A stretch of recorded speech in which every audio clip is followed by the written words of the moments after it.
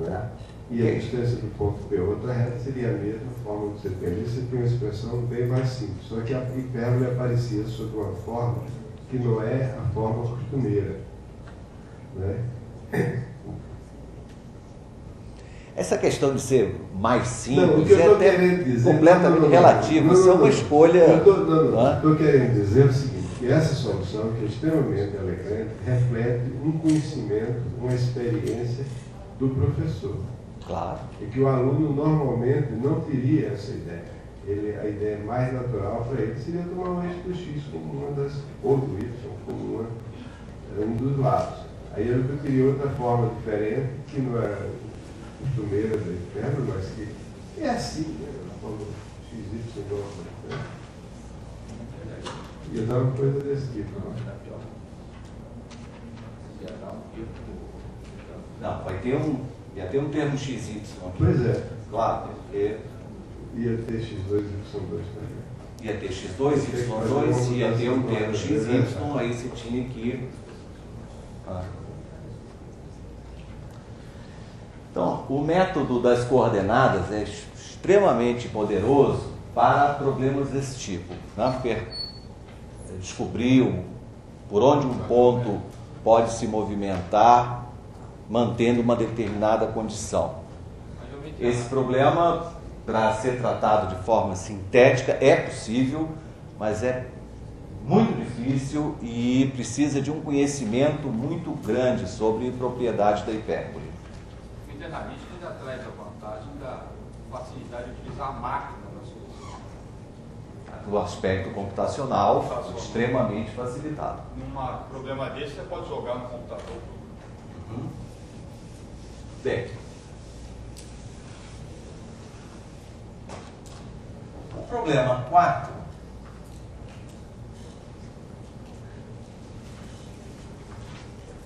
apesar que nós já estamos quase no limite,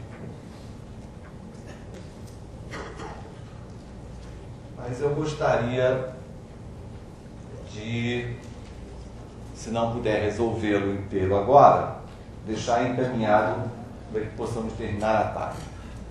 Você vê ali um trapézio. Você vê aqui um trapézio. Ponto M é o ponto médio da base maior. Ponto N é o ponto médio da base menor.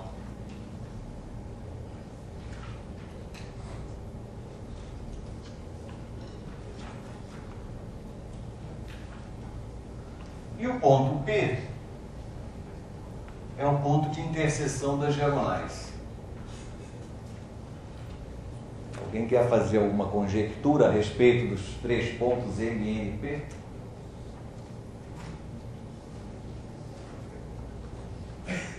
Puxa, parece, né? Parece, né?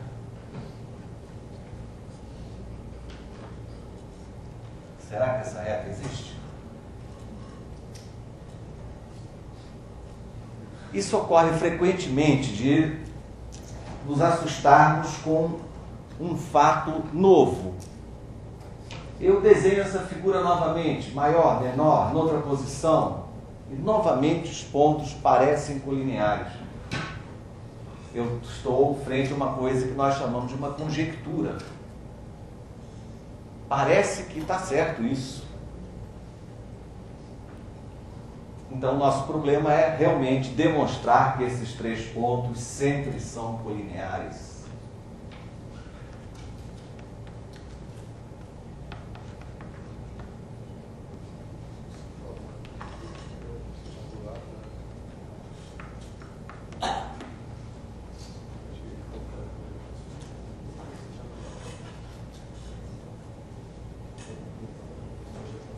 Vamos escolher o nosso sistema, deixar preparado o nosso sistema de coordenadas?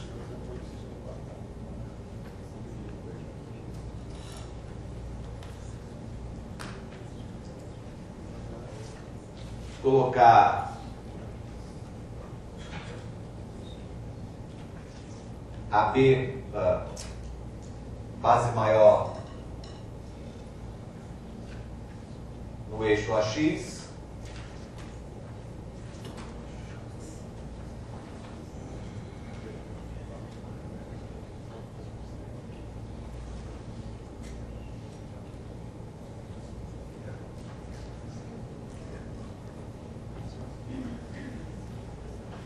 Então, um vértice da origem, o outro extremo da base maior, vamos representar por 2A e 0. Estou aqui tentando melhorar a minha vida, né? Meus cálculos. Ponto médio da base maior, portanto, é A, 0.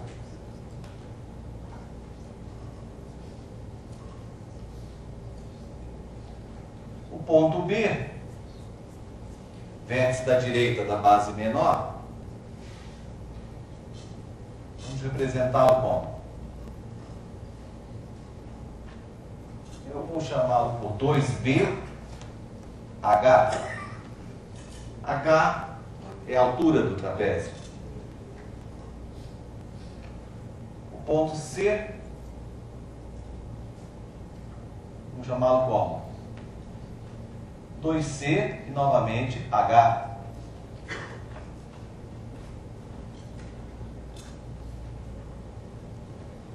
E o ponto N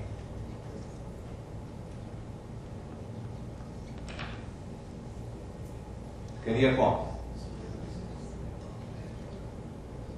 B mais C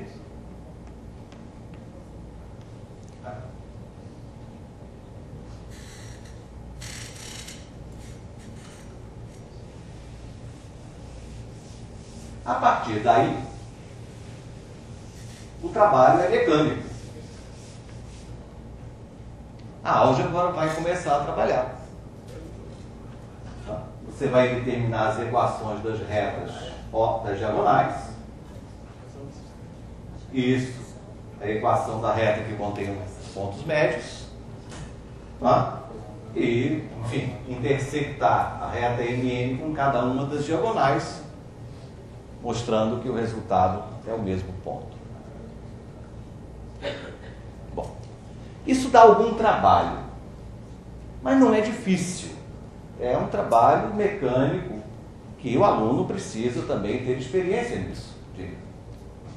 Posso achar o ponto P, achar a reta MP, e depois verificar se o ponto de interseção pertence, você vai ter a grata surpresa de verificar que sim. Eu queria ainda tocar no seguinte ponto. Eu estava dizendo que o fato de uma solução analítica dar algum trabalho mecânico, isso é normal. Mas não é uma coisa difícil. É substituir, resolver equações, resolver sistemas, verificar se um ponto pertence a uma reta ou não. Isso não é difícil. Você trabalha isso. A nossa aula tinha como título a escolha de um sistema de coordenadas. Possivelmente vocês não tiveram oportunidade, não sei, pelo menos a maioria, de trabalhar com eixos oblíquos. Sempre eixos eram perpendiculares, né? Desde que você era criancinha, eixos eram perpendiculares. Mas, na verdade, não há nenhuma obrigação. Eu posso definir um sistema de eixo dessa forma e, para cada ponto P do plano, traçar paralelas aos eixos, obtendo números A no eixo OX e B no eixo OY, representando P, então, pelo par ordenado AB.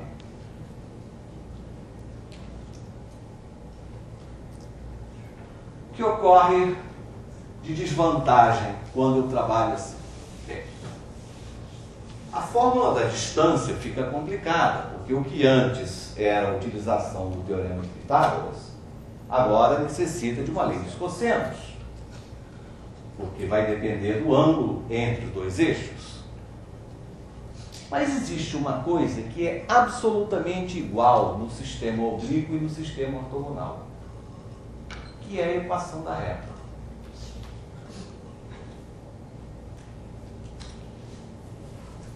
A equação da reta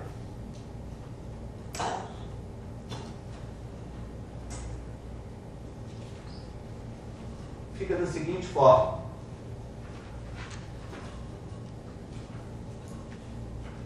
Imagine então um ponto P0 de coordenadas nesse sistema oblíquo x0, y0, o ponto P1 dessa reta de coordenadas x1, y1, sistema oblíquo, e um ponto P qualquer de coordenadas x e y. Ora,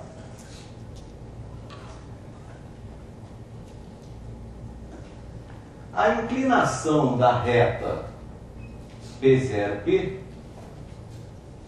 é a mesma da reta P0P1, já que esses três pontos são colineares. Nesse caso, eu não posso mais chamar a inclinação de ΔY sobre ΔX, mas eu posso usar o fato que os dois triângulos verde e azul são semelhantes. Isso quer dizer que este lado azul, que é y menos y0, dividido pelo lado azul horizontal, que é x menos x0, é igual à mesma razão entre os lados verdes, y menos y0 e x1 menos x0. Ora, isso é exatamente a mesma expressão que tínhamos obtido no sistema ortogonal. Só que agora isso daí não é mais tangente de coisa nenhuma. Ou seja, uma reta num sistema oblíquo possui uma equação exatamente do mesmo tipo, ax mais by igual a c.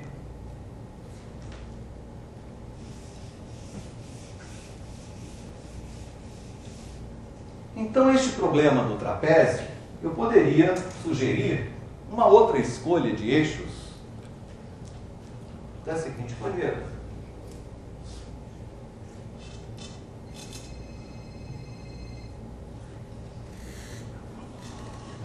Aqui está o trapézio e os eixos OX passando na base maior e OY nos pontos médios das bases.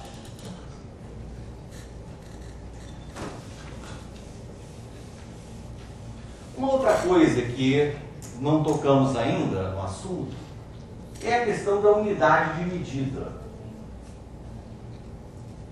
Não só eu tenho liberdade de colocar os eixos onde eu quiser, como eu também tenho liberdade de escolher a unidade de comprimento que eu vou utilizar para medir as coisas. Então a minha escolha, ainda para tornar mais simples, será assim. Este ponto A eu vou chamar de 1,0. Acabei de adotar metade da base maior do trapézio como unidade de comprimento. Note bem, isso não é particularizar em absoluto. Apesar que muita gente pensa isso, né? Tem que botar uma letra. Não, eu tenho essa liberdade. Escolher a unidade de medida do meu desenho. Então, este ponto, a linha, menos 1, 0.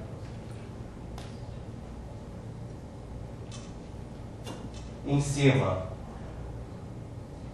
o ponto B, BH, agora sim, a unidade de medida já foi estabelecida. E o ponto B', menos B.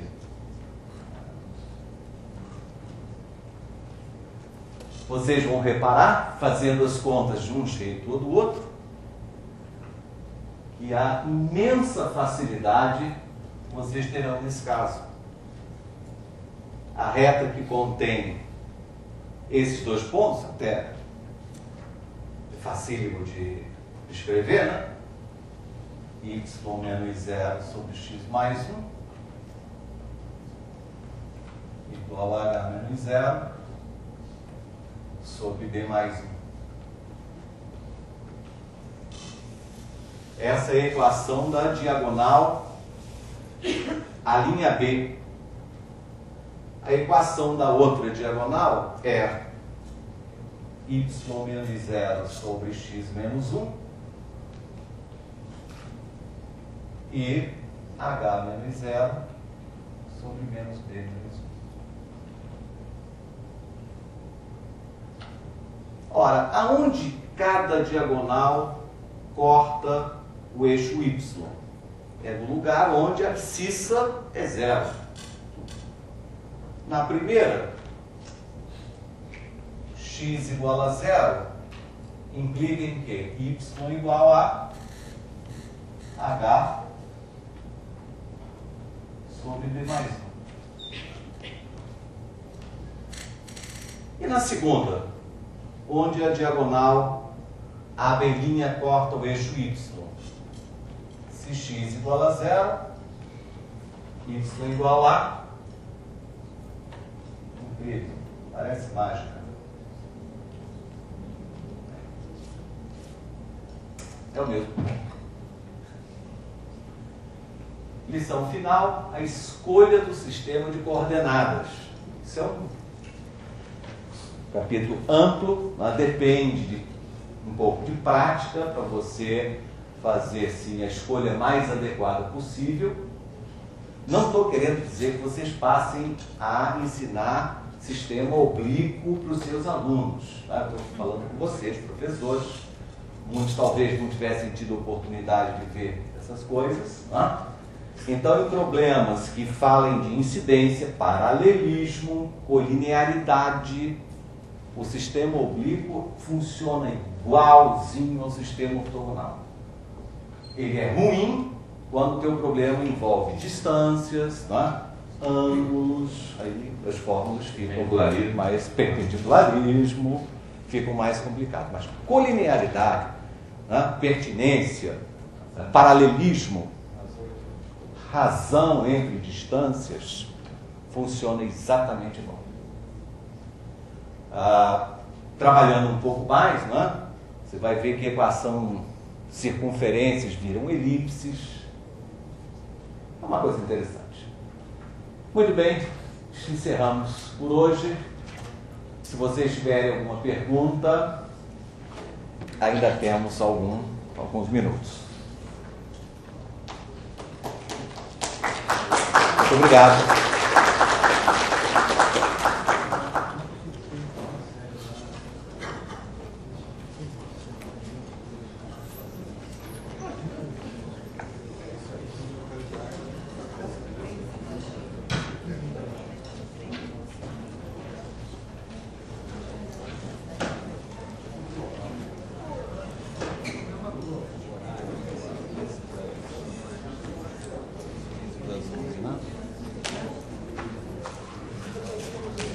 Voltamos 15 para as 11, sem falta, por favor.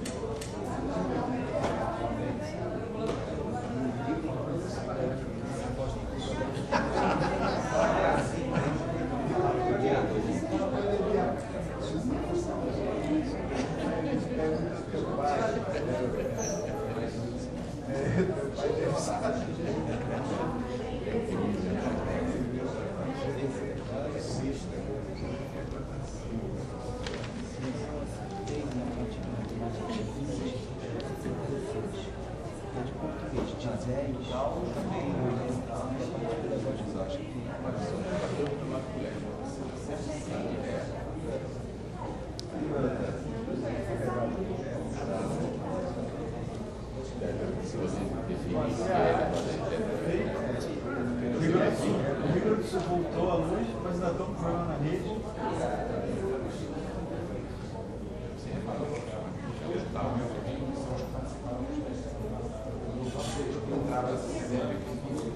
Só lembrando que o Pokémon, o Tchador, já papai. Se fosse o Ceará, tá tudo não, tá aqui, Ceará. Ceará que tá elogiando. Pois é, eu tô dizendo. Tá perdendo a minha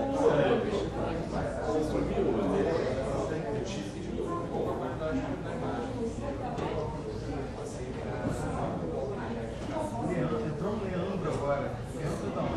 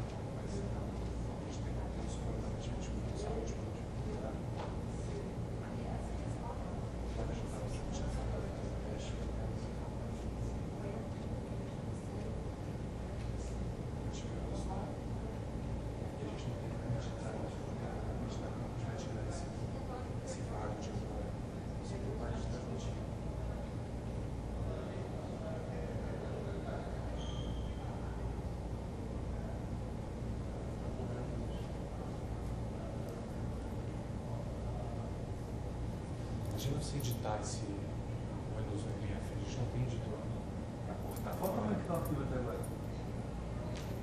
A diferença é o tamanho do... Aquela hora estava 60 megas? Não. Mas aqui eu interrompia. Então está 60 megas, 50 megas mais 60.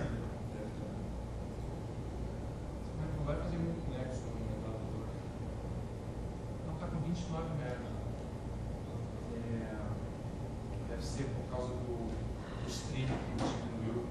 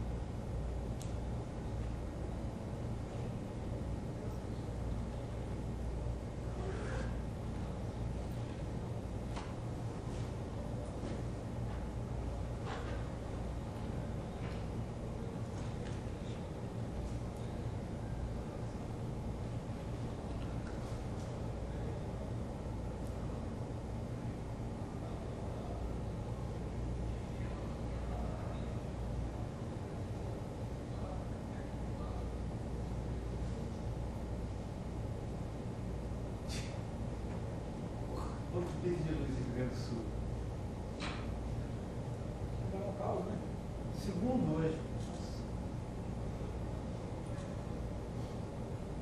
Estou uma vida.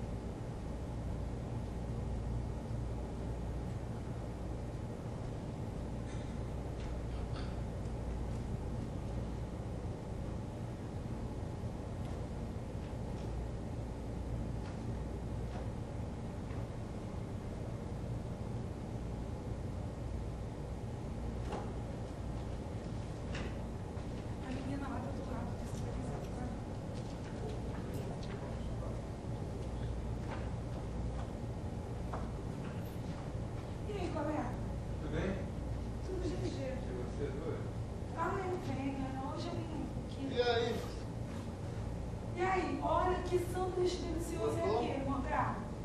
Não gostei não, amei. Tem que encomendar para levar para cá. Ai, esse canal comeu tudo, olha. Eu fomos espertos. Comemos o sanduíche, depois mandamos para eles. Ali naquela lojinha. Olha aquilo ali, é mais dele. Você não está Não. no feijão? Estou com vela. Não mesmo. Ah, mas adorei esse sanduíche, né? E outra coisa, tem vários, assim, vários tipos, cada um mais gostoso que o outro. Eu ia ver com eles. Tem uma caixa que eu comprei, é uma caixa promocional, caixa número 2. Ele vem mais baratinho. Eu amo naquela caixa, que eu acho melhor de todos, são os quilos de azeitona. Não sei se vocês concordam. Eu nem gosto muito de azeitona, mas acho melhor que os sanduíches. Existe uma caixa número 4, também promocional, que tem outros tipos de sanduíches. Agora, você pode montar sua própria caixa.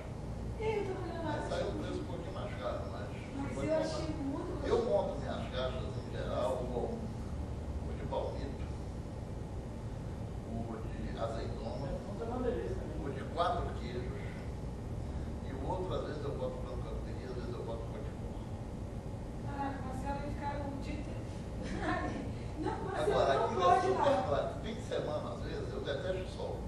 Mas minha filha vai com a mãe para a praia ou para a piscina. Eles ficam por lá. Aí acaba a mamãe almoçar, come alguma coisa por lá mesmo. Eu não vou sujar a panela no fim de semana. Eu adoro ter sanduíche em casa, porque é almoço. E outra coisa que eu muito gostosinho, dá para congelar legal? Legal, congelar. Eu experimentei, não, porque não cura. Não tem tempo. Mas acho que sim. Porque Marcelo, você sabe, né? Mas acho que Com ela na eles, geladeira, tem ele cura, uma mas cura. muito. Guardado aquele pão. Um tablete daquele de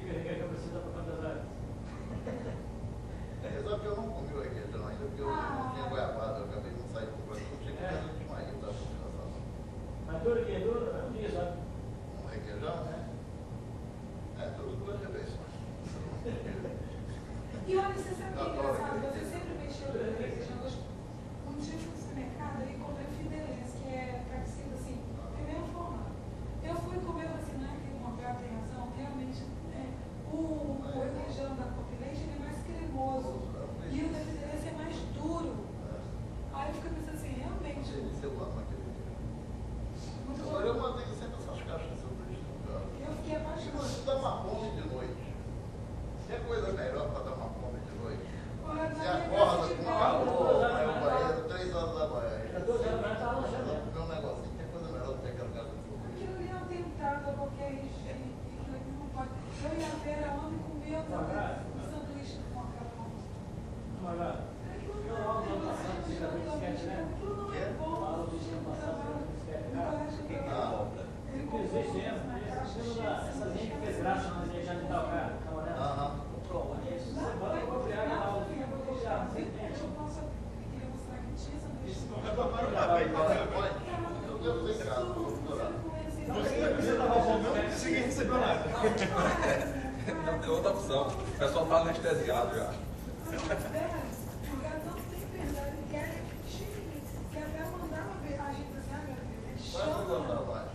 Ah, e você, eu gosto quando tem aquele primeiro que tem tomate. Muito gostosinho. Ah, não, eu gosto mais do que Tem um vidro na frente da câmera. falo de queijo. Ah, mas me sentou, né? Põe o ficar mais alto. Você deixa o negócio daqui. Você vai trabalhar o dia Cabelo inteiro, na cara. chega cá. É o perfeito. Eu Não, digo, é você suave, quer. mas eu fico no tamanho dos gatos. Não tem coisa. Vai mais sair o relógio lá Tem então. pouco pão, mas ele é igual. Nossa, assim, é lá. Só que a light, pra você ver seu light, tem que tomar light. Não tem jeito de ser light nem light. Comeu um monte, acabou de dar a mesma coisa que só queijo. Não tem como. Mas eu acho que hoje eu e a Vera vamos repetir lá. Alô, alô, alô. O H tem que encomendar ou pode chegar lá e conta pra gente? Não, tá na hora. Cara, Tá na hora. tão transmitindo isso aqui mesmo? Pode encomendar o que você quiser, pode escolher, fazer uma caixa selecionar. Eu recomendo só um. Vamos tentar. Boa atenção pro outro, não tem ninguém reclamando. Se ninguém assistiu, Não, vai lá. tem que anestesiado pelos outros. Nossa, Isso aí eu não vou, igual pertinho dali. você vai fechando aqui? Achei que era paralela, tudo. Sexta-feira. Você quer pegar meu site?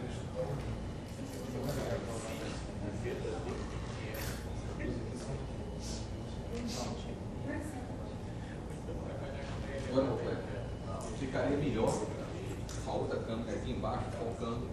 Sempre o cara faz o desenho e vai demonstrar. Agora, assim, quando você acompanha o andar dele com essa câmera aqui, o terreno fica todo assim. Eu não tenho essa imagem, eu tenho aquela. Mas aí deve ser por causa da calor.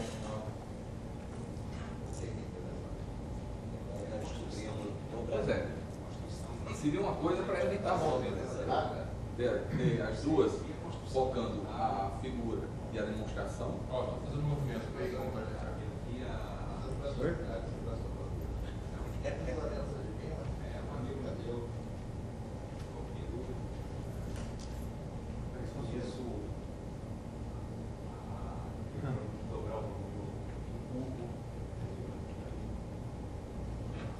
Conheceu o Teorema de Haga? Não. Lá no RT. Ah, Mati. Que horas são na câmera? Ele já mexeu. O som tá mexendo. 48 60. Tá quase um minuto de delay. Ah, parou. Falou 5 segundos. Deixa o reloginho. Parou. É mesmo? Foi eles não mexeu. Hein? Ó. Ó, tá dando perto foco. Ela no verde, que tá no inferno. Não, mas o que perdeu muito foi acompanhando o professor com o fundo aí. Ficava.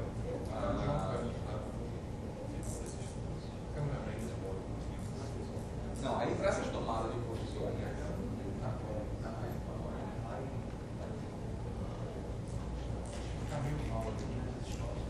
Bom, em resumo, esse canal de transmissão tem que ter 3 pontos. Uma para a imagem, outra para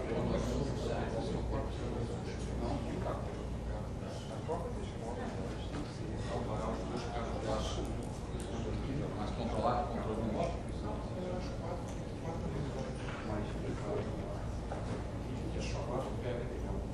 Só fica chateado.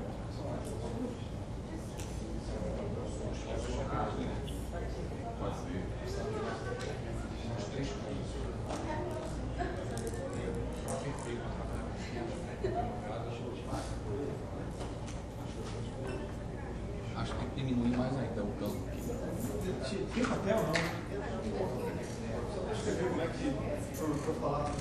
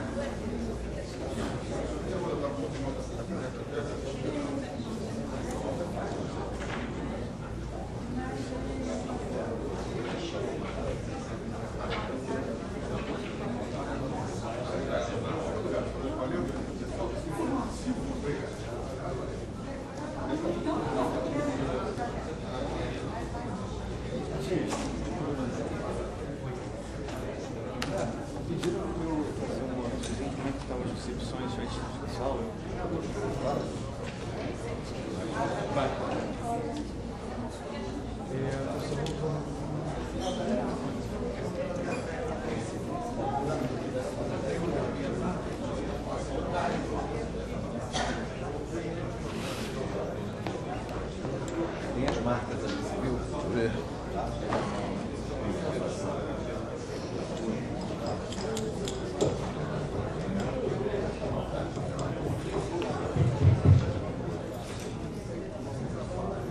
João. Matias, avisa aí que eu vou falar.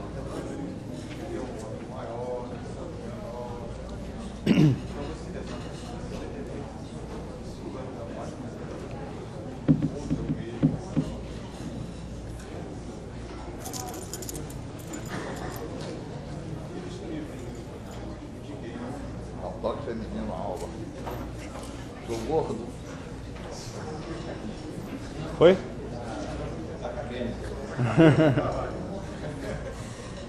E Matias, foi? Responde, rapaz. Posso começar? Bom, pediram para eu avisar, fazer um relatóriozinho sobre como é que foi a transmissão nessa primeira parte de hoje. A gente teve no início um problema muito sério com a rede. A gente teve algum nó na rede que a gente não conseguiu identificar, que fez com que as transmissões ficassem bastante ruins no iniciozinho. Por exemplo, o Ceará recebia vídeo, não recebia áudio, Minas Gerais ficava congelando o tempo todo, Campinas estava com som, mas o vídeo estava sem sincronismo, a Universidade Federal do Rio Grande do Sul teve problemas de energia elétrica, ficou um tempão fora, voltou, aí teve um outro pique de luz.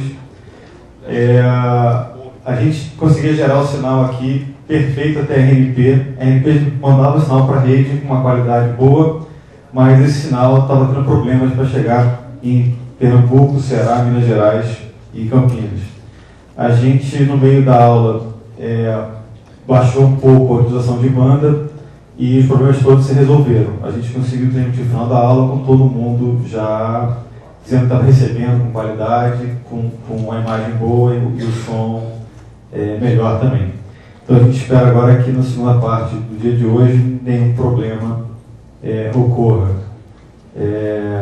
Com exceção do problema elétrico que não depende da gente lá no Rio Grande do Sul. A preocupação desse anúncio, porque algumas pessoas locais nas universidades estavam achando que era erro local deles. Ou seja, o pessoal estava culpando a operação local. No entanto, o problema era devido a condicionamento na rede de maneira geral.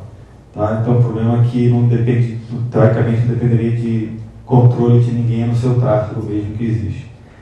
Particularmente hoje foi normal. Ontem a gente transmitiu sem problema, hoje teve esse problema pela manhã. Bom, vamos então à aula.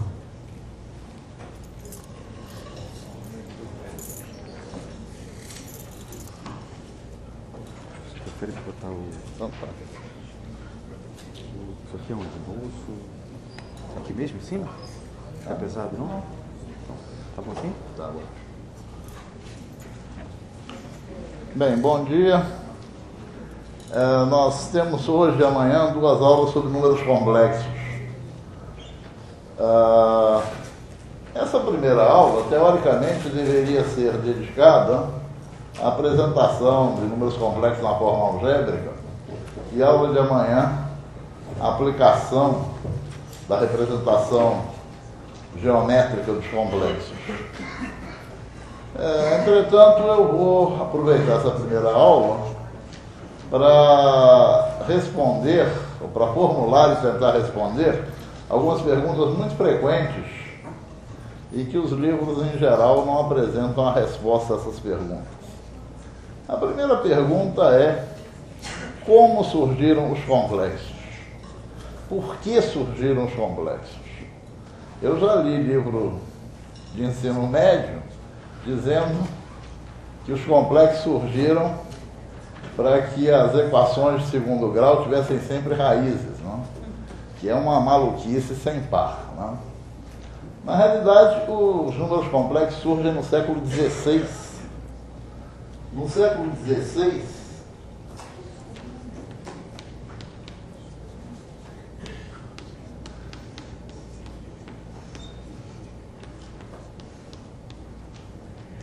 Cardano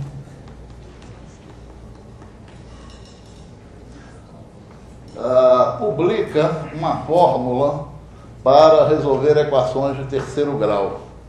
Ele publica uma fórmula para resolver equações da forma x ao cubo mais px mais q igual a 0.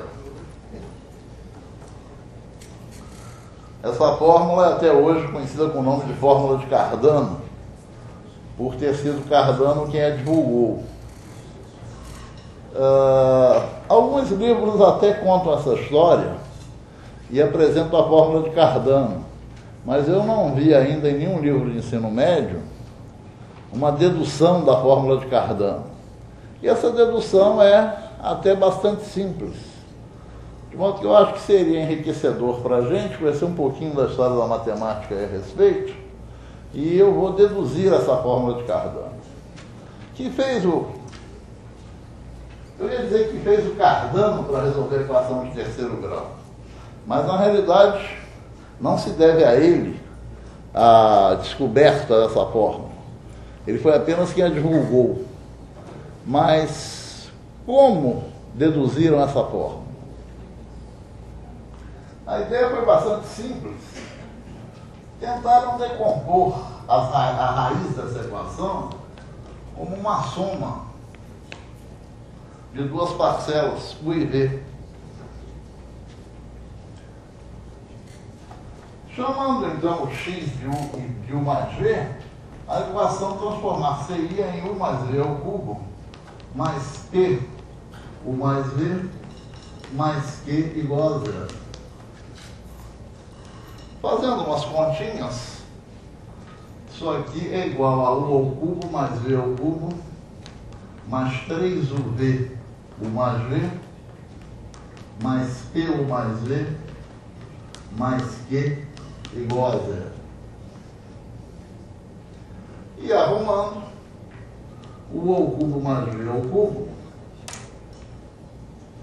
mais 3UV mais P, que multiplica U mais V, mais Q igual a 0.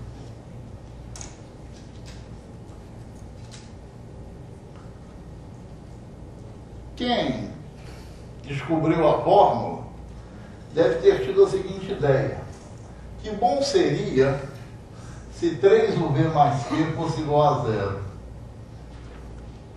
O que aconteceria se 3UV mais P fosse igual a 0? Se 3UV mais P fosse igual a 0, a equação seria satisfeita desde que U ao cubo mais V ao cubo fosse igual a menos Q. Portanto, nós encontraríamos solução para essa equação determinando valores de U e V que satisfizessem essas duas condições. Passando a limpo essas duas condições. A primeira é o V igual a menos P sobre 3. E a segunda é o U ao cubo mais V ao cubo igual a menos Q.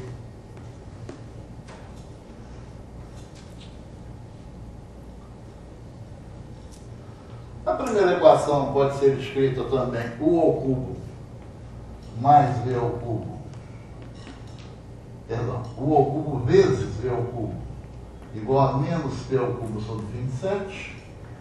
E a segunda equação, U ao cubo mais V ao cubo igual a menos Q.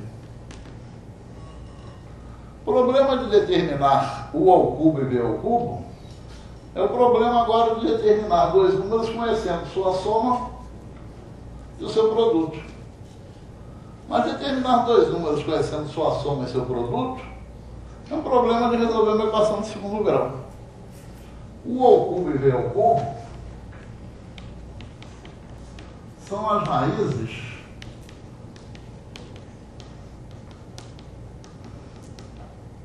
desta equação de segundo grau aqui.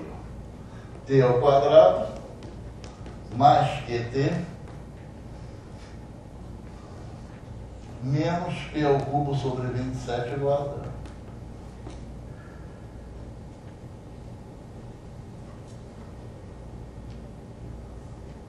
Resolvendo essa equação de segundo grau, coisa que se sabia fazer há mais de 1000 anos,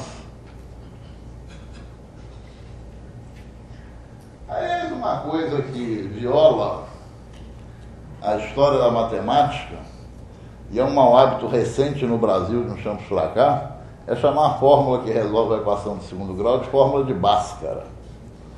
A fórmula é conhecida cerca de 1000 anos antes de Bhaskara. E essa fórmula só atende pelo nome de fórmula de Bhaskara no Brasil. Em nenhum outro lugar do mundo ela é conhecida com o nome de fórmula de Bhaskara. E mais que isso, só no Brasil de uns poucos anos para cá. Eu me lembro que quando eu era aluno do ginásio, é bem verdade que já se passa alguns anos.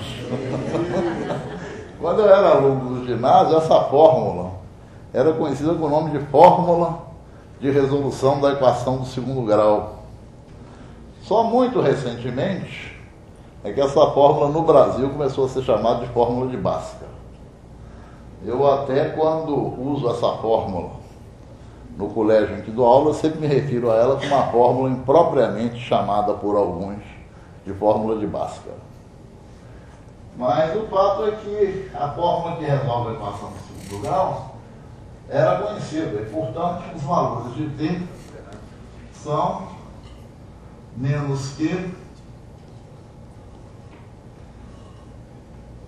sobre 2 mais ou menos raiz quadrada de Q2 sobre 4 mais P ao cubo sobre 27.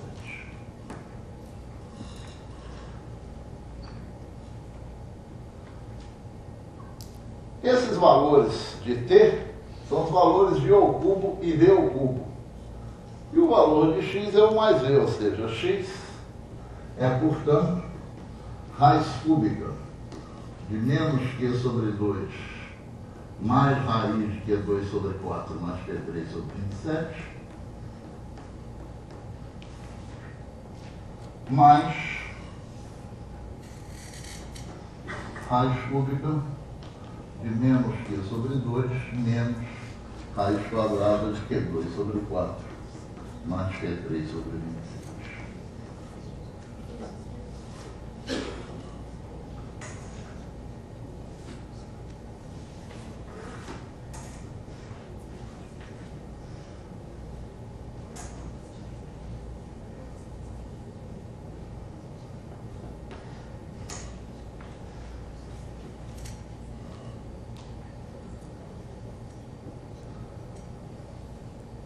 Cardano publicou essa fórmula.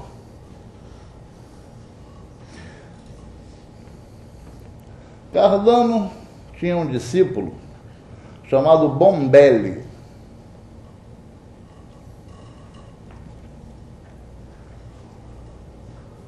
E Bombelli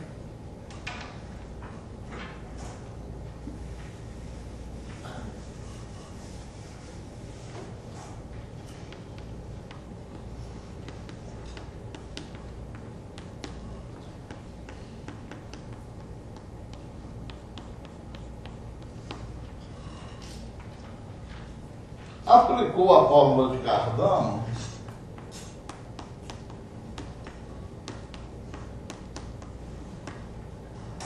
a resolução desta equação de terceiro grau, x ao cubo menos 15x menos 4 igual a 0.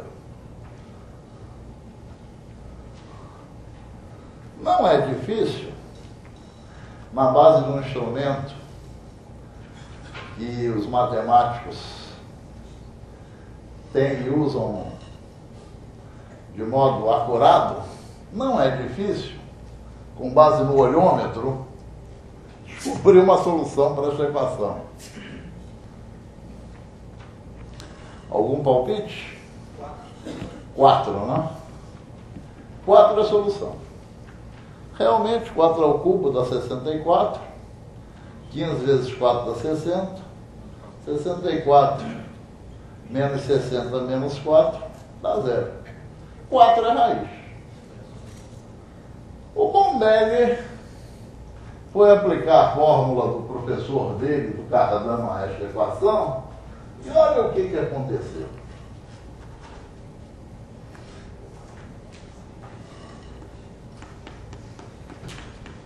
Olha o que aconteceu.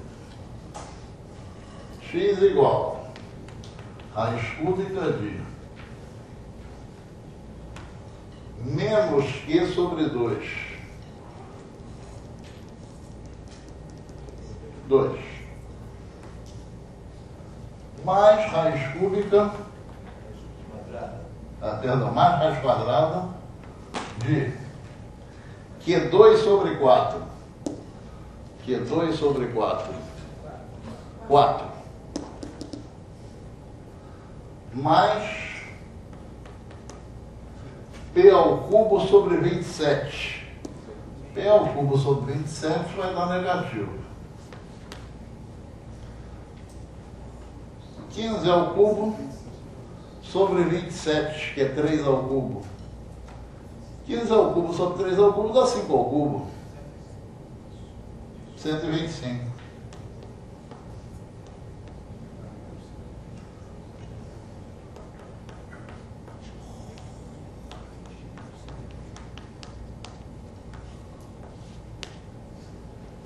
E o x da raiz cúbica de 2 mais raiz quadrada de menos 121 mais raiz cúbica de 2 menos raiz quadrada de menos 121.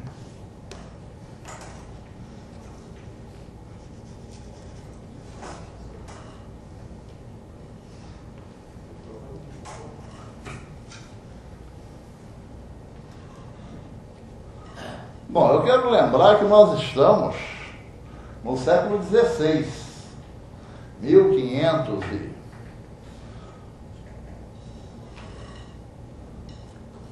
e alguma coisa, 1550, por aí.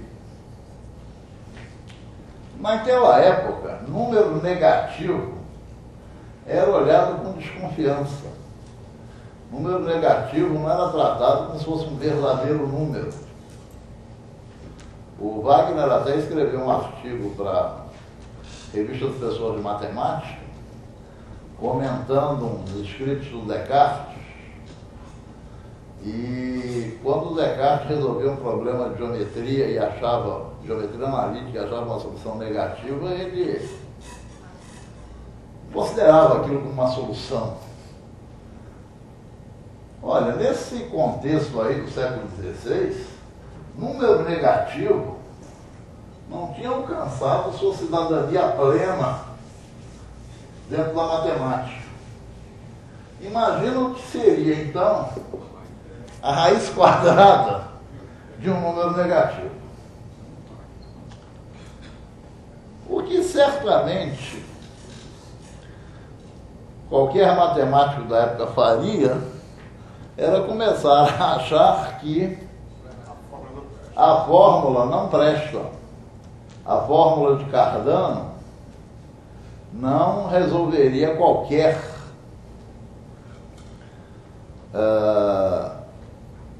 equação de terceiro grau. Não se aplicaria qualquer equação da forma x ao cubo mais px mais q igual a 0. Entretanto, o Bombelli não era de desistir tão facilmente. Ele andou fazendo umas manipulações e ele observou que 2 mais raiz de menos 1 ao cubo, foi isso?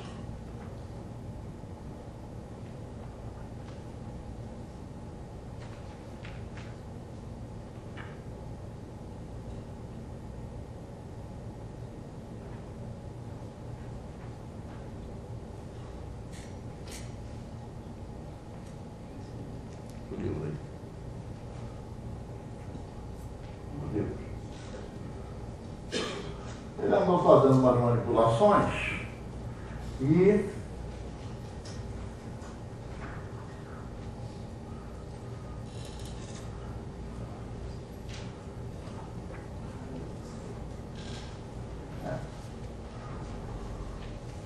ele calculou 2 mais raiz de menos 1 ao cubo e obteve 2 ao cubo mais 3 vezes 2 ao quadrado vezes raiz de menos 1 mais 3 vezes 2 vezes raiz de menos 1 ao quadrado, mais raiz de menos 1 ao cubo. 8 mais 12 raiz de menos 1, menos 6. Aqui ele foi corajoso, não? Ele botou que raiz de menos 1 ao quadrado dava menos 1. E aqui foi mais corajoso ainda. Raiz de menos 1 ao cubo, ele decompôs como se fosse raiz de menos 1 ao quadrado vezes raiz de menos 1. E obteve menos raiz de menos 1.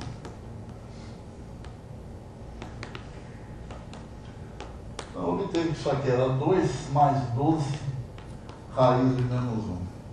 Perdão, mais 11 raiz de menos 1.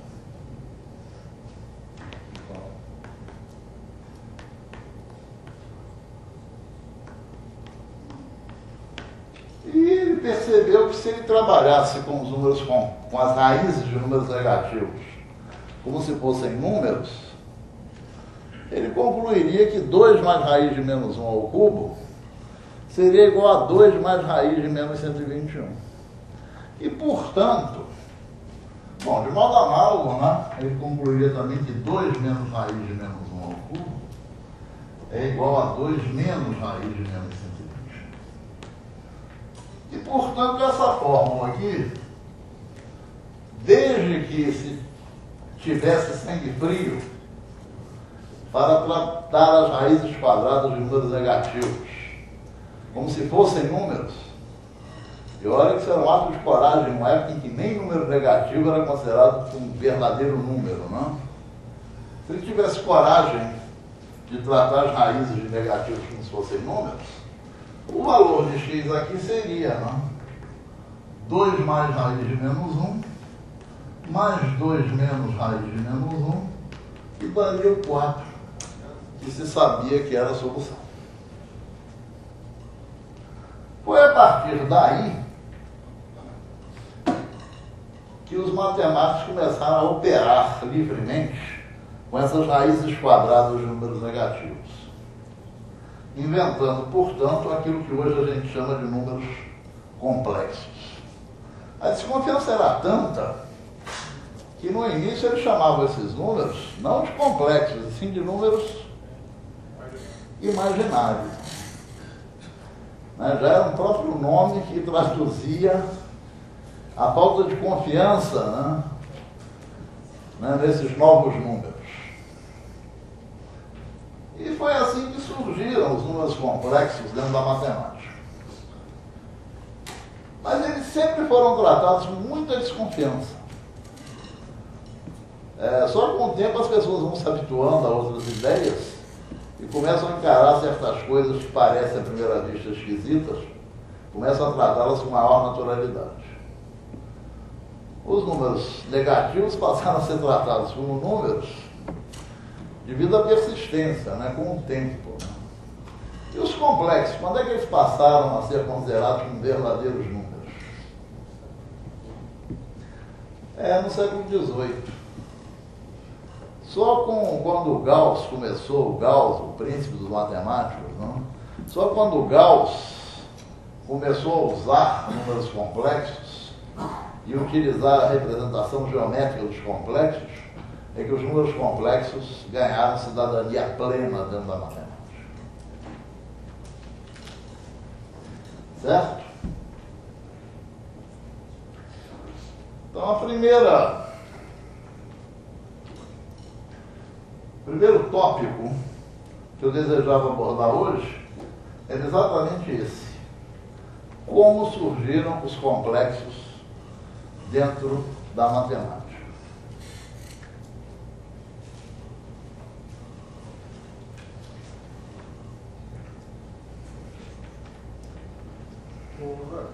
Diga. Eu não entendi por que você pegou 2 mais raiz de alguma função dessa equação aí. Não, eu não peguei. O Bombelli pegou. Não sei, mas...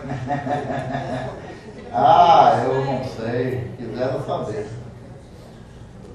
Tanto que eu fui até consultar, se o Bombelli realmente tinha feito isso, essa manipulação. Até consultei o livro. Antes de reproduzir a manipulação do Bombelli.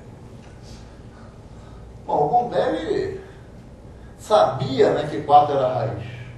Ele observou também que aquelas duas expressões dentro do radical de raiz cúbica, eram conjugadas num certo sentido.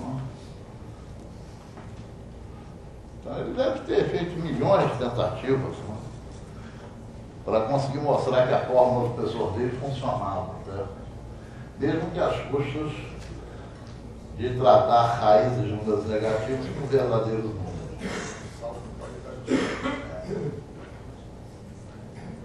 Às vezes são esses rasgos de coragem, que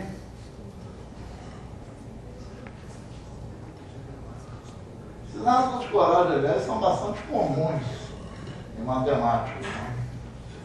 Quem primeiro conseguiu calcular a soma da série dos inversos dos quadrados naturais, 1 mais 1/4, mais 1/9, mais 1/16, etc., foi Euler. E Euler partiu de uma série infinita e fez de conta que aquilo era um polinômio e foi em frente. Coisa que eu preciso ter ousadia para fazer isso.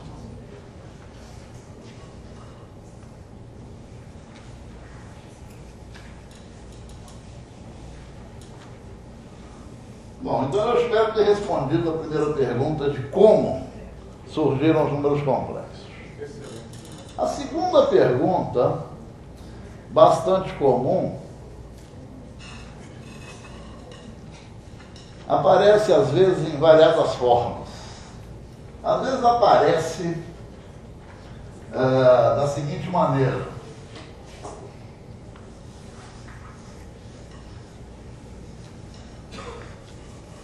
quem é maior? 1 mais 2i ou 2 mais i? E algumas vezes aparece a pergunta sendo quase uma resposta. Por que não se ordenam os complexos?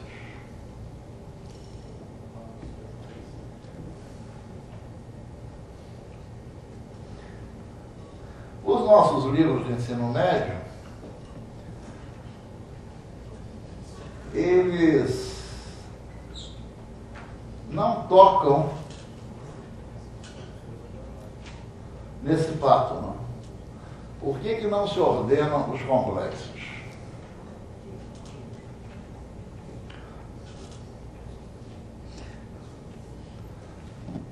O problema não é propriamente de ordenar.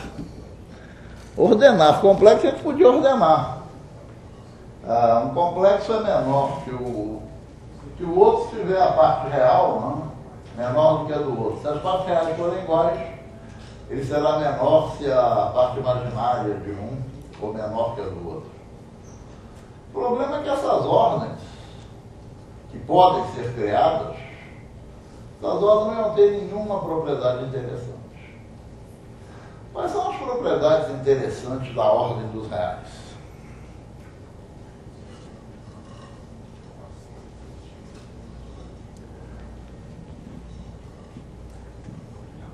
Quando é que um real é maior que o outro?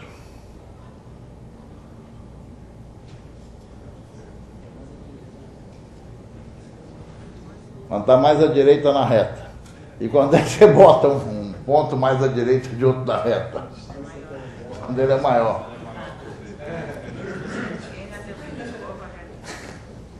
Não vamos complicar tanto as coisas.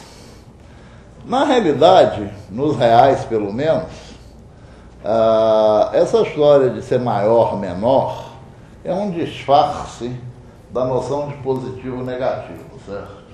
Você diz que A é maior que B, quando a diferença A menos B é positivo. Não, você diz que A é menor que B, quando a diferença A menos B é negativa, certo? Esses conceitos todos, de maior, menor, nos reais, são derivados da noção de positivo e negativo. A noção de negativo, por sua vez, é derivada da noção de positivo. Quando é que um número é negativo? Quando o seu simétrico, o seu oposto é positivo, certo? De modo que as propriedades da ordem dos reais são, na realidade, propriedades decorrentes dos positivos. E quais são as características dos positivos?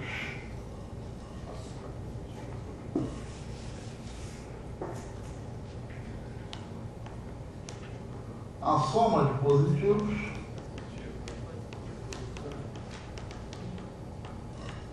é positivo. O produto de positivos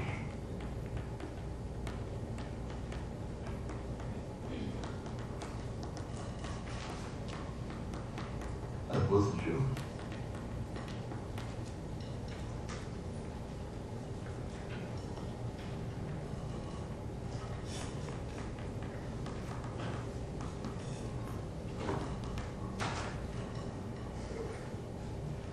E vale uma coisa chamada popularmente de tricotomia.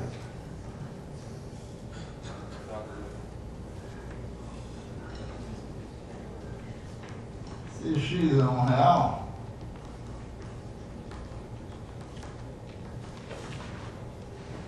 vale uma e uma só das três alternativas.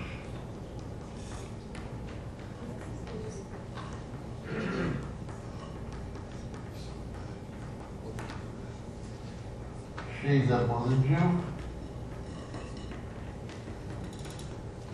X é zero, X é negativo.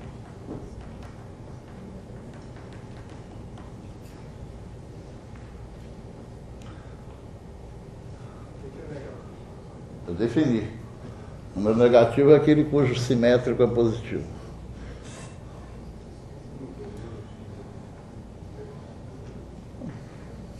Eu já havia definido o negativo.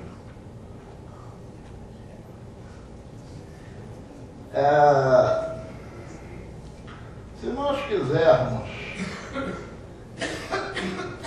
arranjar uma ordem para os complexos com as propriedades da ordem dos reais, nós vamos precisar descobrir positivos dentro dos complexos, certo? Ou seja, nós vamos precisar de uma classe de complexos seja fechada na soma e na multiplicação, ou seja, que a soma e o produto positivo seja positivo, e que vale a tricotomia, né? Dado um complexo qualquer, ou ele é zero, ou ele é positivo, ou ele é negativo, certo? Vamos ver o que pode acontecer aqui. Eu vou começar perguntando o que acontece com o número 1. que vocês acham? Um é positivo ou é negativo? Zero a gente sabe que ele não é. Um é positivo ou é negativo? Positivo. Por quê? Vamos ver. Bom, a gente sabe que um não é zero, né? Se um for... As alternativas são, primeiro, um é positivo, né? Um igual a zero, está eliminado. E a outra seria um negativo, que equivale a dizer que menos um é positivo. Se menos um for positivo, menos um vezes menos um vai ser um produto de positivos. Então vai ser positivo. Só que menos um vezes menos um, não. Então, em qualquer caso, a conclusão é que um é positivo.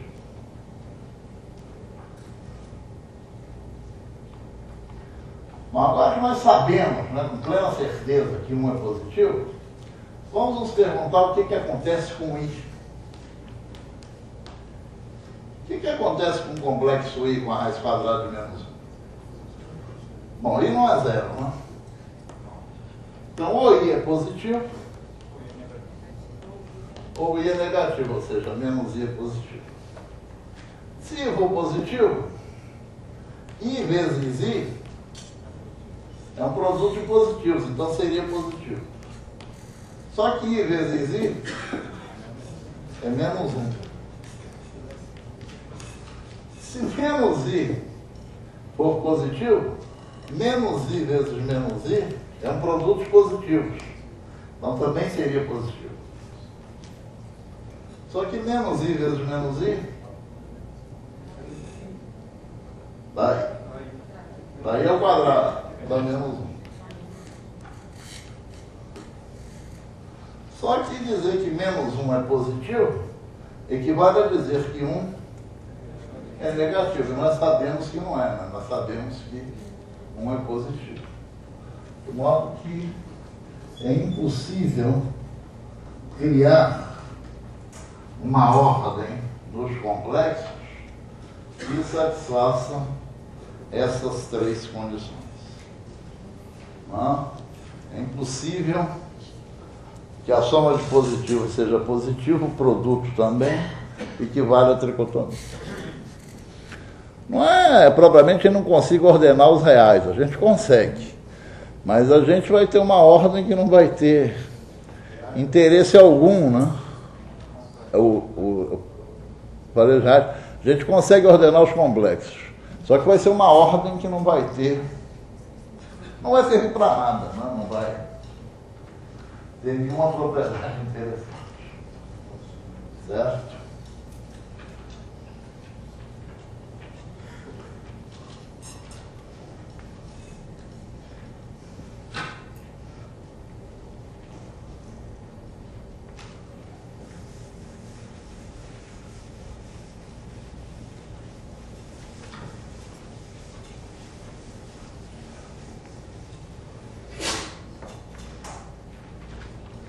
Uma terceira pergunta que me fazem é o que significa a palavra apixo.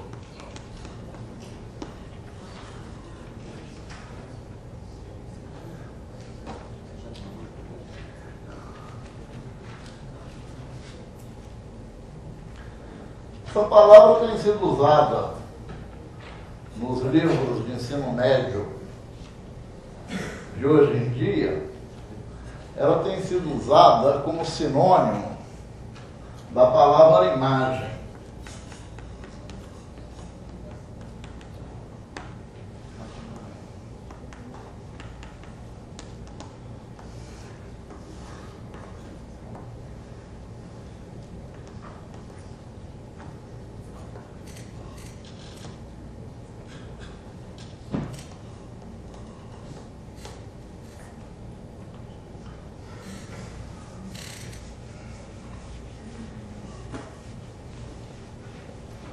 Nós estamos habituados a representar os complexos por pontos do plano. Então, o complexo 2 mais 3i é representado pelo ponto de coordenadas 2, 3. O ponto que representa o complexo é chamado de imagem. P, ponto P aqui, é a imagem desse complexo.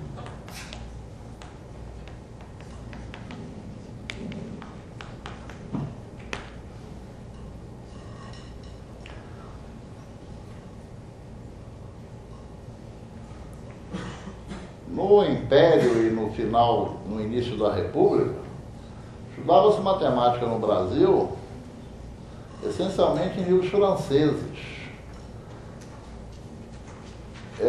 Esse nome afixo é o aportuguesamento, né, de uma palavra francesa, certo? E se dizia, né, diziam os livros franceses da virada do século XIX para o XX, como o Combe-Rousse e outros, eles diziam que o complexo era a imagem, era o afixo do ponto. Todos os livros franceses da virada do século XIX para o século XX definiam o afixo assim. O ponto era a imagem do complexo, o complexo era o afixo do ponto. De uns tempos para cá, alguém se atrapalhou na tradução e botou afixo como sinônimo de imagem. E hoje a imensa maioria dos livros está usando a palavra afixo como sinônimo de imagem. Mas não é, né? Afixo está para a imagem como o pai está para filho. Não? Se um é o afixo do outro, o outro é a imagem do outro, certo?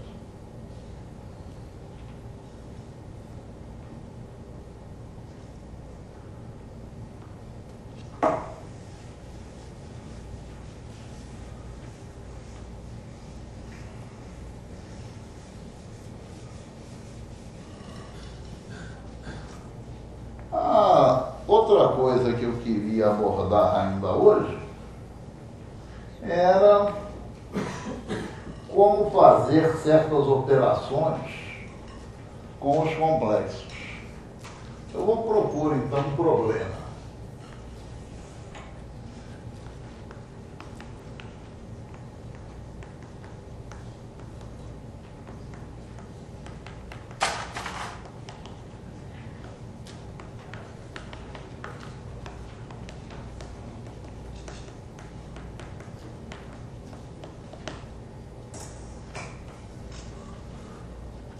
Calcular as raízes quadradas de 3 menos 4i.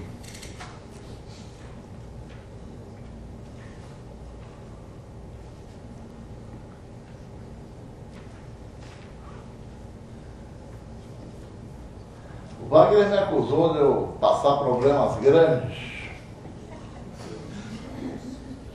Não, foi o Paulo César.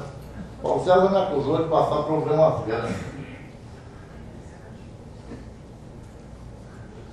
Esse problema é grande.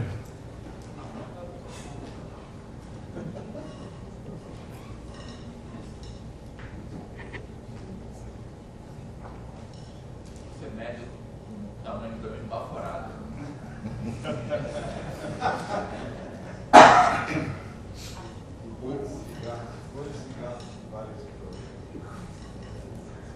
Como variam esse problema?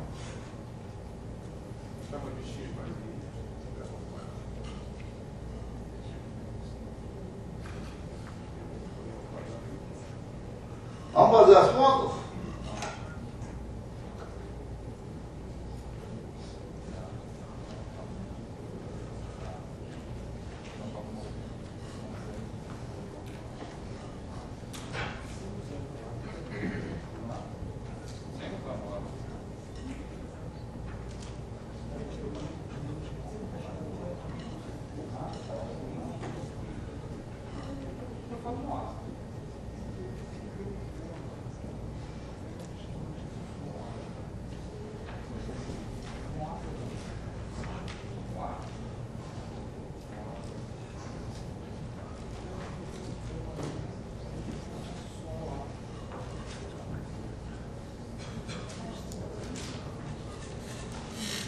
estão fazendo?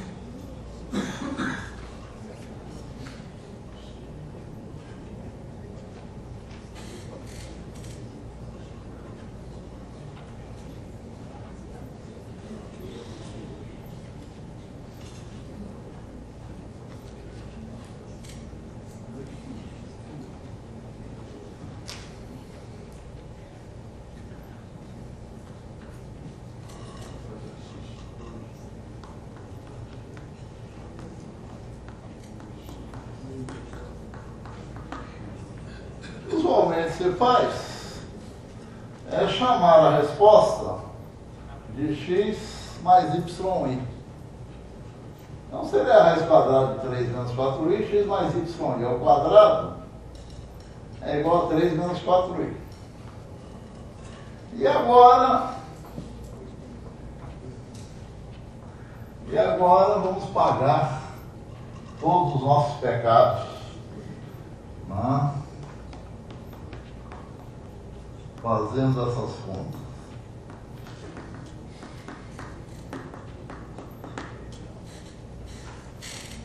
O y2 e 2, né, como i é raiz de menos 1, e 2 a menos 1, aqui fica x2 menos y2 mais 2xy igual a 3 menos 4.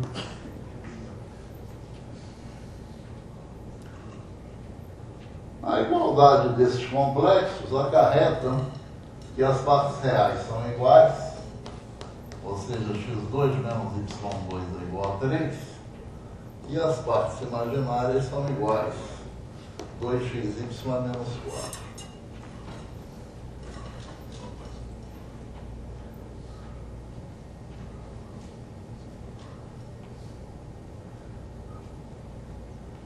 Daqui se tira que o y é menos 2 sobre x.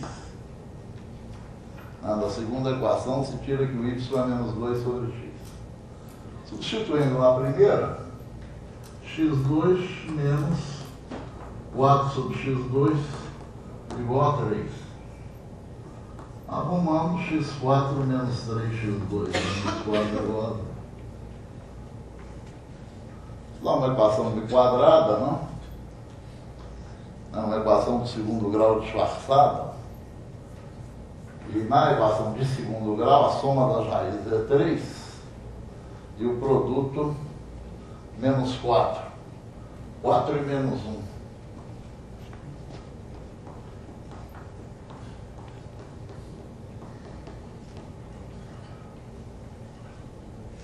Como o x é real,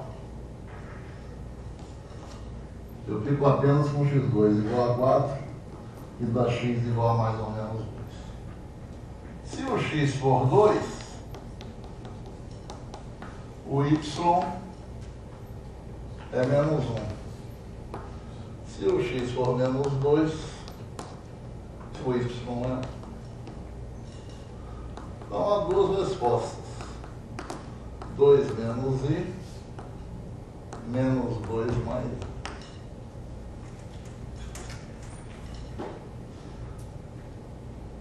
Alguém sabe fazer isso de modo melhor? Você fazer de modo pior. Qual? Passar para a forma trigonométrica e usar aquela fórmula aí. É. Terrível porque você vai ter um argumento, né, meio ruinzinho aí, né, vai ser um ângulo cuja tangente é menos 4/3, aí você tem que trabalhar para achar as linhas, as funções trigonométricas da metade desse ângulo. Uma solução ruim sem máquina. Realmente. Mas, vamos ver se a gente resgata um conhecimento que para alguns já é um conhecimento esquecido. E para outros, o conhecimento até existe, mas em geral a pessoa não liga o nome à pessoa, certo?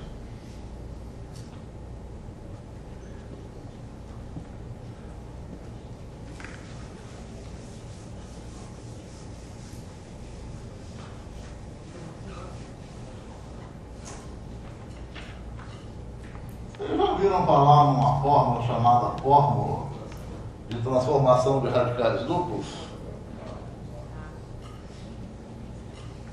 Ela dizia que raiz quadrada de A mais raiz de B é igual a raiz quadrada de A mais raiz de A2 menos B sobre 2 mais raiz quadrada de A menos raiz de A2 menos B sobre 2. Rigorosamente falando, isso não é uma fórmula. São duas. Que é uma fórmula análoga, no caso, o sinal de ligação aqui são negativo. Aqui seria sinal negativo também. Todo mundo sabe provar essa fórmula? Como se prova essa fórmula? É fácil. É só observar que os dois membros têm o mesmo quadrado. O quadrado aqui você calcula de cabeça, né? Qual o quadrado aqui desse membro do lado esquerdo? A mais ou menos raiz de B. E aqui vai fazer uma continha, né? Quadrado primeiro, quadrado segundo, duas vezes. Primeiro pelo segundo, vai aparecer um produto notável, né? No final simplifica, você vai constatar com imensa alegria, com uma alegria assim de botafoguense, você vai constatar com uma imensa alegria que o quadrado também é A mais ou menos raiz de B. Então os dois números aí, primeiro membro e segundo membro, têm o mesmo quadrado. Depois é só observar que no campo real eles têm o mesmo sinal também, né? Porque aqui nunca é negativo, e aqui se o sinal for mais também nunca é negativo, e mesmo que seja sinal menos, esse é maior ou igual aqui. Então os dois membros têm o mesmo sinal também. Mesmo quadrado, mesmo sinal são iguais. Né? Essa fórmula a gente está habituado a utilizar para simplificar certas expressões. Né? Por exemplo, 2 mais raiz de 3. Raiz quadrada de 2 mais raiz de 3.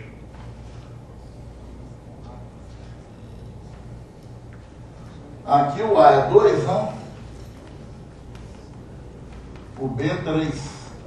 Portanto, o A2 menos B é 4 menos 3 é 1. Não? Isso aqui dá raiz de 2 mais raiz de 1, que é 1, sobre 2.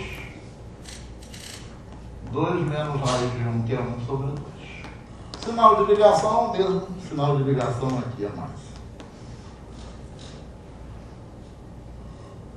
Raiz de 3 sobre raiz de 2, mais 1 sobre raiz de 2, e racionalizando raiz de 6 mais raiz de 2 sobre 6. Isso quando a gente faz em aula, a gente tem sempre que dizer para o aluno, cuidado, não se entusiasme muito, pare por aqui. Os alunos, em geral, quando chegam aqui, tem uma atração para achar que raiz de 6 mais raiz de 2 vai dar raiz de 8, né? A gente tem que ter cuidado, sempre chamar atenção, não deixar que ele se entusiasme muito, certo? Tá?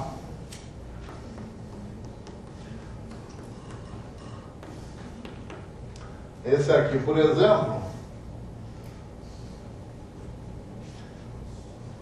o A aqui seria 7 e o B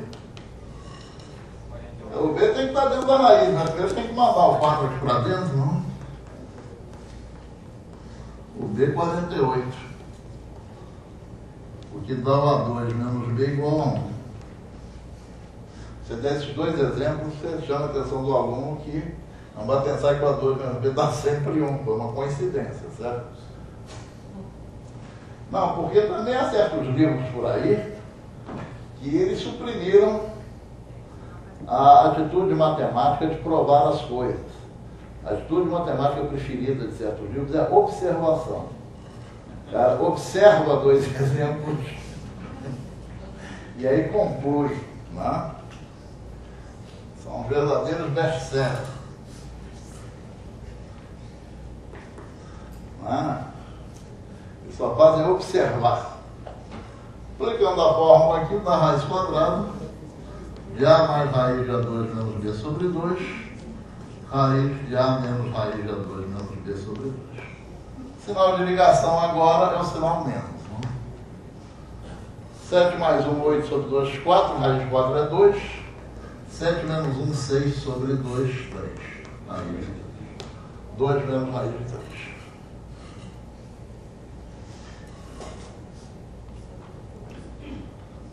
Há um problema aqui que as pessoas às vezes não ligam o nome à pessoa. Uma das grandes utilidades dessa fórmula é tirar a raiz quadrada de número complexo. Essa fórmula é a fórmula para tirar a raiz quadrada de número complexo. Vamos de novo?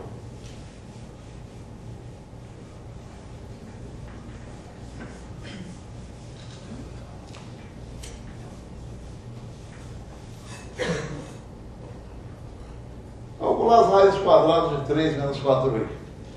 Ou seja,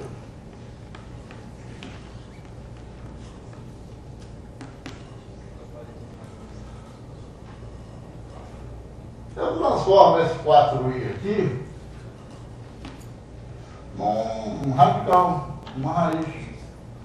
4i é a raiz quadrada de 4i ao quadrado, ou seja, 16 e 2 menos 16.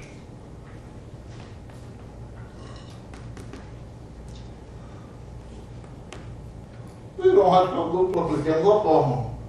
O A é 3,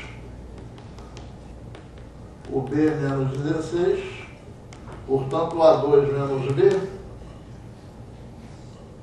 25.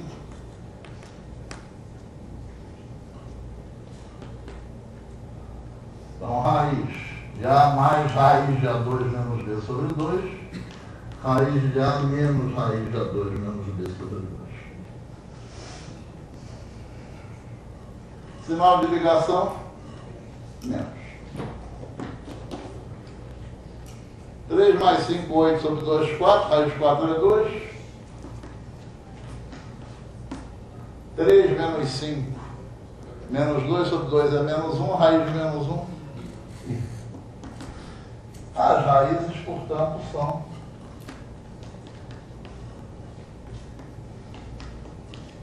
mais ou menos 2 menos 1. Bastante eficiente, não? Olha, eu não estou defendendo que você ensine essa fórmula para tirar a raiz quadrada de complexo. Mas o fato é que os nossos alunos, em geral, veem essa fórmula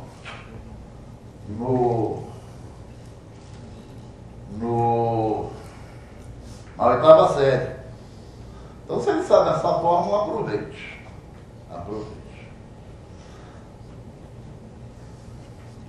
Chegou uma pergunta que é a seguinte: A2 menos B será sempre quadrado perfeito? A resposta é não. No campo real, essa fórmula aqui, ela simplifica as coisas quando A2 menos B é um quadrado perfeito. Se o A2 menos B não for um quadrado perfeito, essa fórmula aqui vai transformar uma expressão complicada numa expressão complicadíssima, certo? Né? Essa fórmula aqui, em geral, transforma uma expressão complicada porque isso aqui é um radical duplo, né? Tem uma raiz dentro de uma raiz. Essa fórmula, em geral, transforma uma expressão complicada numa expressão complicadíssima. Porque do lado de cá há 2 radicais duplos. Mas ela é simplificadora no caso especial do A2 menos B ser quadrado perfeito. Aqui não. Ela é sempre simplificadora para tirar raiz quadrada de complexo. Por exemplo, vamos atacar agora tirando as raízes quadradas de 1 mais i.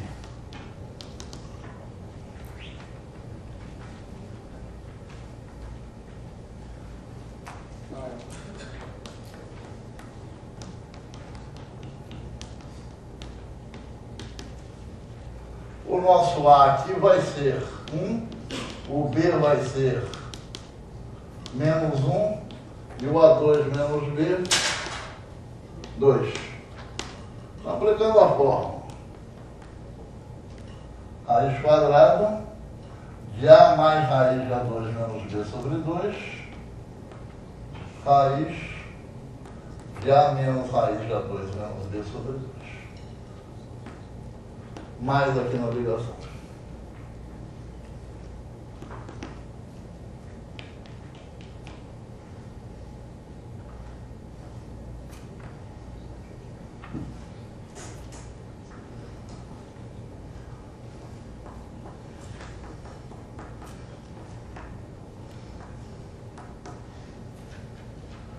Aqui neste termo, esse 1 menos raiz de 2 sobre 2 é negativo, certo? Então eu vou botar o menos 1 aqui em evidência. Vai ficar raiz quadrada de raiz de 2 menos 1 sobre 2.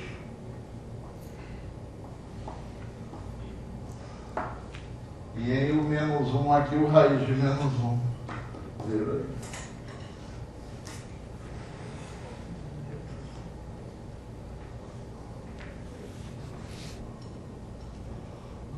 Temos uma pergunta aqui de Minas Gerais. A pergunta é a seguinte.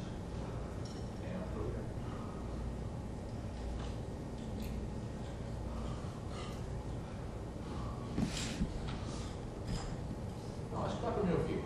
Esse microfone local aqui. A professora de Minas Gerais, ela quer saber se você ainda é professor do Pedro II. Não. Se sabe qual é o livro didático adotado lá. Não. E se você ainda dá aula no ensino médio? Sim. Eu dou aula no Colégio Zacaria, no ensino médio. Eu não dou aula no Pedro II. Eu não sei qual é o livro usado. Eu tenho a impressão, tem alguém do Pedro II aqui? Tenho a impressão que eles estão... Quinta, oitava é o Imenes. Pergunta qual livro você adota. Qual o livro que eu adoto? Hoje em dia, minha participação no ensino médio está muito pequena. Eu só dou aula no 3º ano do Colégio Zacaria. No 3º ano do ensino médio. E aí é um pré-vestibular, né? O colégio adota o IESE.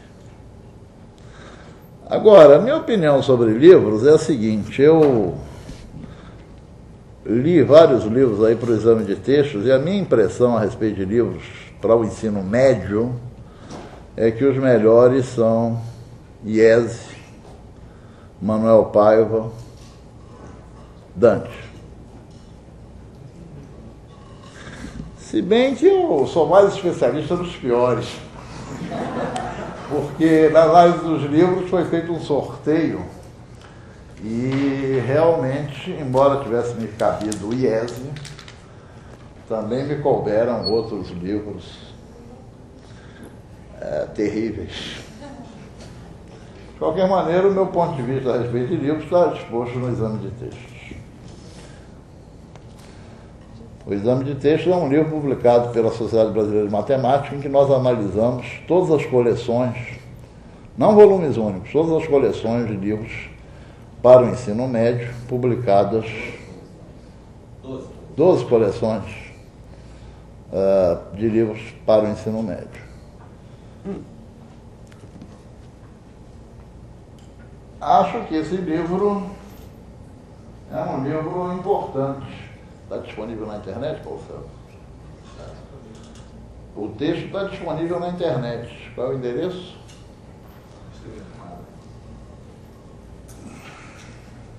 O texto do exame de textos está disponível na internet. Vocês devem consultar. Há uma coleção de erros até bastante engraçada. Há erros absolutamente inacreditáveis, certo? Por exemplo, 2 pontos são sempre complanares. Há um texto que afirma categoricamente com direito à figura explicativa. 2 pontos são sempre complanares? Não. Justificativa, veja. Aí ele desenha um ponto aqui, desenha um plano aqui. Eu acho que uma ideia do autor, plano é só uma coisa horizontal. Passou pela cabeça dele pegar um plano cortando essa reta aqui. E há algumas besteiras assim absolutamente inacreditáveis. O site onde vocês encontram o texto do exame de textos é esse aqui, www.ensinomédio, sem acento, junto, ensinomédio.impa.br. Leiam. Peguem lá o livro que vocês adotam. Vocês vão encontrar, em alguns casos, até a lista completa dos erros. Ou da ausência de erros. Não existe uma revisão em relação aos livros de matemática na hora da publicação do livro? Todo livro tem uma página onde consta o gerente editorial, os revisores, etc. e tal. O problema é que há autores e autores, há revisores e revisores. Viu?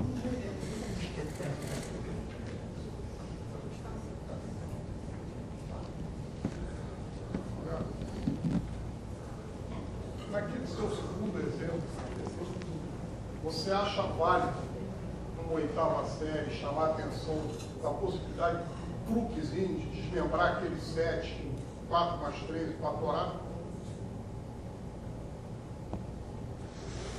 Em alguns casos isso é possível. Olha, eu desenvolvi uma certa habilidade algébrica fazendo contas com radicais e com equações irracionais, etc. Eu acho que é interessante. É interessante fazer, não é interessante cobrar, não, mas é interessante mostrar aos mais hábeis que, com certas inspirações mágicas de decomposição, você consegue resultados rápidos, né? Eu aprendi muito, eu desenvolvi muito minha habilidade para cálculo, claro que a idade já levou, porque eu tive um professor o professor Cláudio Honor Teixeira Braga, que ele resolvia todos os exercícios do livro do Ari Quintela em aula. Toda aula ia um aluno para o quadro e ele dava uma nota ao aluno que ia para o quadro. E ia em fila, não era sorteio não, ia na ordem da chamada. Mas ao mesmo tempo, quem primeiro resolvesse o problema levava um 10. Eu, em geral, quando eu ia para a prova de matemática, eu já havia acumulado tantos 10 que a minha média com arredondamento seria 10, mesmo que eu tirasse 0 na prova. Porque ali eu percebi que a maneira mais fácil de eu fazer média alta em matemática era resolver aqueles problemas todos de cabeça. Então, enquanto o pessoal saía escrevendo, eu desenvolvi muito minha habilidade para cálculo com esse prêmio de ser o primeiro a resolver o problema proposto. Meu caderno de matemática não existia.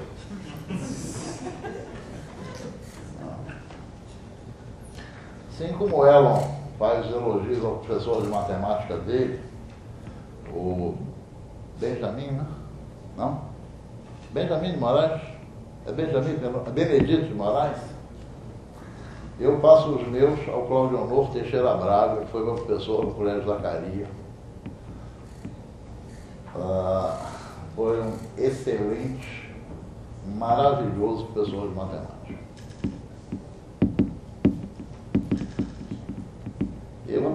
muito esses truquezinhos algébricos, às vezes, de decomposições, na ânsia por fazer as contas mais depressa. Encerramos, então?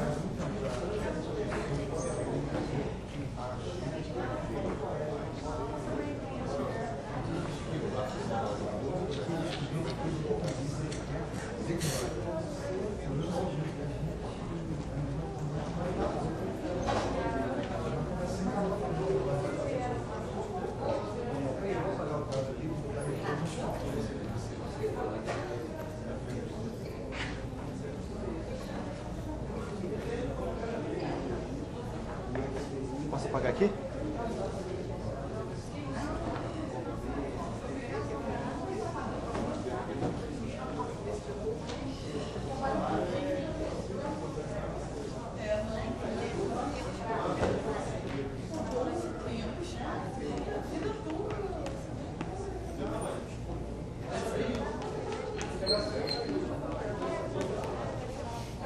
Coloquei ali, proibido fumar.